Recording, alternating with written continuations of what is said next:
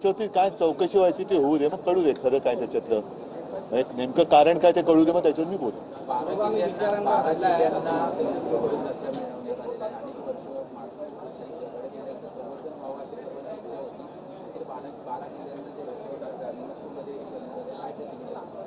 नक्कीच अभिमानाची गोष्ट आहे आणि मी साधारणतः 2010च्या सुमारास महाराष्ट्र देशा म्हणून जे पुस्तक प्रकाशित केलं होतं, तुम्हाला सगळ्यांना कल्पना असेल की मी एरियल फोटोग्राफी केली होती आणि माझ्या फोटोग्राफीचा विषय छत्रपती शिवाजी महाराजांचे गडकिल्ले हाच होता.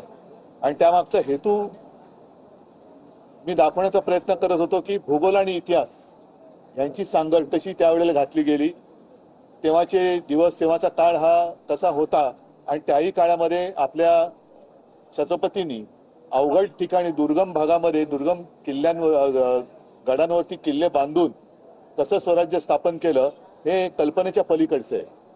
आता युनेस्कोनी सुद्धा त्याला एक दर्जा दिलेला आहे.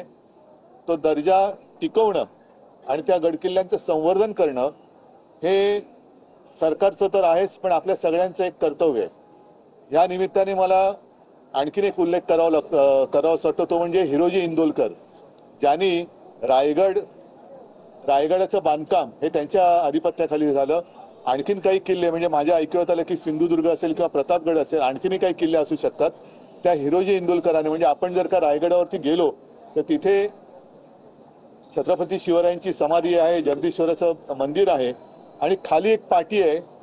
त्या पाटीवरती असं कोरलंय, सेवेचे ठाई तत्पर हिरोजी इंदुलकर.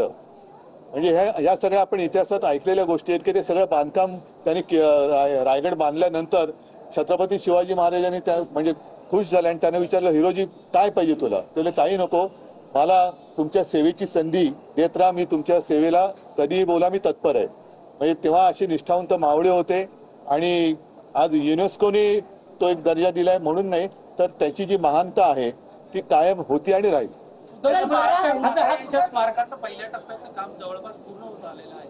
दुसऱ्या टप्प्याच्या कामाला सुरुवात झालेली आहे. मात्र जी माहिती मिळते त्यानुसार निधी अभावी काही कामं रखडली आहेत. निधी नाही, काही तांत्रिक बाबी आहेत. मला असं वाटतं याच्यावरती मुख्यमंत्री जास्त चांगल्या पद्धतीने स्पष्टीकरण देऊ शकतील. सुप्रीम कोर्टामध्ये संदर्भात एक ऑगस्टमध्ये आणि संपूर्ण केसचा निकाल ऑगस्टमध्ये निकाल देणार असतील तर नक्कीच एक समाधानकारक गोष्ट आहे. आणि शेवटची एक आशा आमची सर्वोच्च न्यायालयाच आहे, जिथे ह्या चोरीच्या प्रकरणाचा न्यायनिवाडा होईल. कारण आज जे आमचं चिन्ह चोरले गेले, मी नेहमी सांगतो की कदाचित किंवा आहे निवडणूक आयोगाला निवडणुकीचं चिन्ह देण्याचा अधिकार आहे, मात्र पक्षाचं नाव बदलण्याचा अधिकार नाही. तो निवडणुकी आयोगाचा अधिकार नक्कीच नाहीये. कोणाचं नाव उचलून दुसऱ्याला द्यायचं हा निवडणूक आयोगाचा अधिकार नाहीच आहे, असूच शकत नाही आणि तो आम्ही मान्य करत नाही. हा निवडणूक आयोगाचा अधिकारच नाही की नाव एखाद्या पक्षाचं नाव उचलून दुसऱ्या कोणत्याही येरागाबाळाला द्यायचं. हे निवडणूक आयुक्ताचं कार्यक्षेत्र किंवा त्याचं क्षेत्रच नाहीये. ते निवडणूक निशाणी ठीक आहे, त्याच्याबद्दलही केस सुरू आहे, पण नाव तर आम्ही त्यांचा अधिकार मानतच नाही, मानू शकत नाही, मानतच नाही. मागाशी तुम्ही आलात तेव्हा मी अनौपचारिक सगळं बोललेलो आहे, त्याच्यामुळे वेगळं काय असेल तर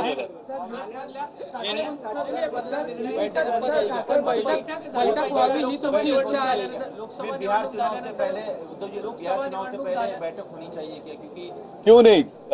लोकसभा चुनाव के बाद इंडिया आघाड़ी की मीटिंग नहीं हुई है. मैं तो चाहता हूं कि जल्द से जल्द वो हो जाए. और बिहार के चुनाव आ रहे हैं, बाकी भी अन्य राज्यों में चुनाव आ जाएंगे. हमारे यहाँ भी जो म्यूनसिपैलिटीज है, जिला परिषद है, उनके भी चुनाव आ जाएंगे. तो मीटिंग तो होनी चाहिए. अरे झालं रे तो विषय. मिलकर लड़ेंगे कि अलग अलग लड़ेंगे? ये मुझे पता था. हमारे नहीं, कौन सा भी चुनाव हो बैलेट पेपर पे ही होना चाहिए, बैलेट पेपर पे ही होना चाहिए. अगर मैं गलती नहीं कर रहा हूँ, यूएस प्रेसिडेंट चेहरा पण बैलेट पेपर में होता ना, यूके की इलेक्शन भी बैलेट पेपर से होती है, तो हमारे यहाँ क्यों नहीं? साहेब, काल बाळा नांदगावकर बोलले की या आधीही निवडणुका आम्ही एकट्याने लढल्या, भविष्यात जर गरज पडली तर आम्ही पुन्हा एकदा एकट्याने. मला वाटतं त्यांनी त्यांच्या पक्षाने एक आदेश दिलेला आहे की या विषयावरती त्या कोणत्याही प्रवक्त्याने बोलू नये. उद्धवजी, पण प्रश्न असा आहे की दोन्ही ठाकरे बंधू एकत्र आल्यानंतर स्थानिक स्वराज्य संस्थांच्या निवड आपण फार सकारात्मक दिसत आहात. अरे पण आधी स्थानिक स्वराज्य संस्थेच्या निवडणुका जाहीर तर होऊ द्या. ठीक आहे, चला.